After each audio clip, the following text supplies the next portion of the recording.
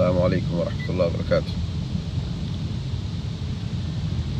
மதஹபுடைய வரிசையில் இன்றைக்கி ஷாஃபி மதஹப், இமாம் ஷாஃபி ரஹ்மத்துல்லாஹி அவங்களோட ஸ்கூல் ஆஃப் தாட்டை பற்றி பார்ப்போம். அது ஸ்பெசிஃபிக்கலி இண்டோ பாகிஸ்தானி ஸ்ரீலங்கன் ரீஜனில் உள்ள மேட்னஸ்.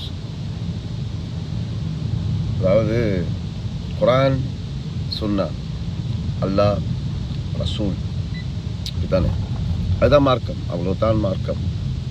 இப்போ இந்த மதுஹப், இந்த இமாம்கள் அவ்வளோ பேரும் எங்களுக்கு சொல்லித்தந்தது என்னன்னு சொன்னேன்டா, இந்த குரான சுன்னத்தை ஒழுங்காக பின்பற்றி வாழ்கிறதுக்கு.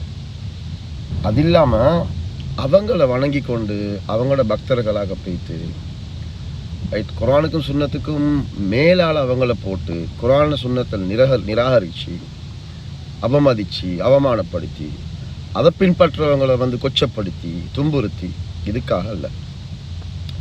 சில சம்பவங்கள் சொல்கிறேன் உண்டு. ஒரு ஹசரத் நட்ட சொல்கிறார், மயூர் பிளேஸ் பள்ளியில் இதுக்கிட்ட 2-3 இமாம்களில் ஒருத்தர். அவருக்கு யாரோ முஃப்தியோட சொன்னேன்னு சொல்லி, நீங்கள் இமாம் ஷாஃபி அவங்களோட வரலாறை வாசிங்க, உங்களோட வாழ்க்கை மாறும். நான் கேட்குறேன், எங்களோட கண்மணி ரசூல் ஸல்லல்லாஹு அலைஹி வஸல்லம் அவங்களோட சீராவை வாசிச்சா மாறப்போகிற வாழ்க்கையை விடவா மாறப்போகுது உண்டு. ரெண்டாவது, நாங்கள் அந்த ஸ்கூல்ஸ், அதாவது saint Thomas college, saint Peter's college, இந்த பிள்ளைகளுக்கு குத்துபா செய்கிறோம். ஏன்னா அந்த பிள்ளைகளை ஸ்கூலோட போகல குத்துபா முடிஞ்சு பள்ளியால் பேசினா ஒரு சப்ஜெக்ட் 40 பேர் ஈக்கணும். என்னதுக்கு ஜும்மாக்கு இல்லை. ஷாஃபி மதுஹப்லையும் 40 பேருன்றது இல்லை.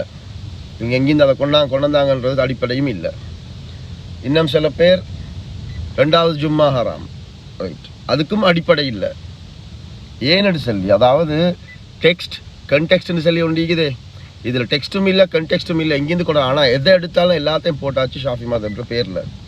இதுக்கும் மேலே ஒரு முக்கியமான இது, இந்த 2 இடத்துலையும் உள்ள முக்கியமான ஸ்கூலுக்குள்ளே உள்ளவங்க சொல்கிறாங்க என்னன்னா, I am a staunch follower of the Shafi மதுஹப், so I won't be taking part, I can't support this.